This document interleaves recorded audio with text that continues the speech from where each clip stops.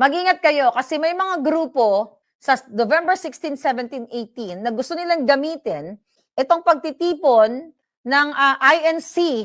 Nangihingi sila ng pera sa mga negosyante.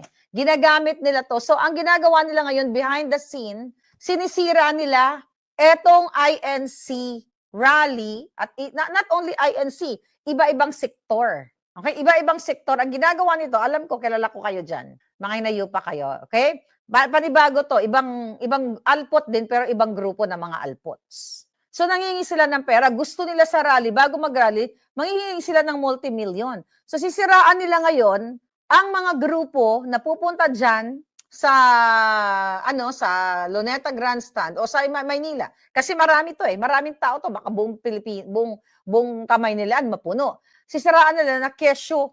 May pinapalabas sila ngayon na yung rally daw, bawal ang magsigaw ng ng Marcos resign. So yan ang pinapakalat nila ngayon.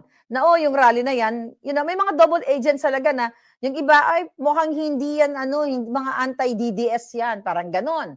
Pero mga palaga, ang rally na yan sa 16, 17, 18, para yan sa what? Para yan sa inyong lahat.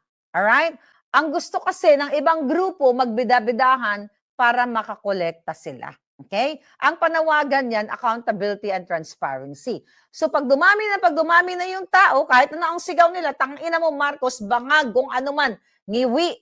Okay? Bangag, ngiwi. Nasa taong bayan na yan. Freedom of speech nila yan. Pero ngayon, malamang may nagtatrabaho na naman. Yan ang ginagawa ngayon. Mag-ingat po kayo, ha? Okay? Mag-ingat kayo ngayon dahil may mga although, they are identified as Duterte supporters. Pero tandaan niyo, hindi lahat ng Duterte supporters ay para sa taong bayan. Sumasakay lang sila para makakolekta. Akala niyo hindi ko alam? Akala niyo hindi nakakarating sa akin yung mga usap-usapan dyan? Kahit wala ako dyan, meron akong tenga. Kaya ikaw, ano kasi to grupo ng mga laos. Okay? Sabihin natin grupo ng mga laos. Anyway, kung gusto nyo makipaglaban at labanan nyo si Bangag at sabihin nyo Bangag, bumaba ka na, pumunta kayo. Pero wag yung gagamitin itong November 16, 17, 18 para sa inyong sariling kapakanan. Dahil yung mga kasama natin dyan, nagsuspend sila ng sarili nilang pera. Pero kayo gusto nyong mangolekta. Sabi ko nga mga kapapalangga, sa November 16, 17, 18, o tuloy-tuloy pa, sabi nga ni Inday Sara, di ba? Marami nag-i-invite sa kanya, baka hindi lang November 16, 17, 18. Okay? So itong mga taong ito na nag-i-Inday Sara, ginagamit nila itong event na ito para makahingi sa mga negosyante na 2 million, 3 million, 5 million. Mga putang ina ninyo. Di ba? Paano natin? Okay? Paano matatanggal yung addictus na Bangag Junior na yan? Kasi wala kayong pakialam, dahil wala naman kayong pakialam sa bayan. Ang pakialam nyo lang kung paano kayo makadenggoy.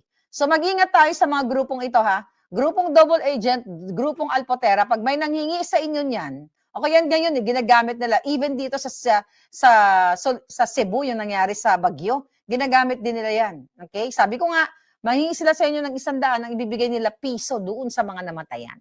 Yan ngayon, nakarating po yan sa atin, dyan sa darating na rally. Kaya mag-ingat yung mga negosyante. If you want to help, dyan sa rally na yan, gusto ko nyo pumunta, magdala kayo ng pagkain. Magdala kayo ng sarili nyong team. Magdala kayo ng tubig. O magbigay kayo ng mga taong mapagkakatiwalaan nyo. Wala namang problema yun.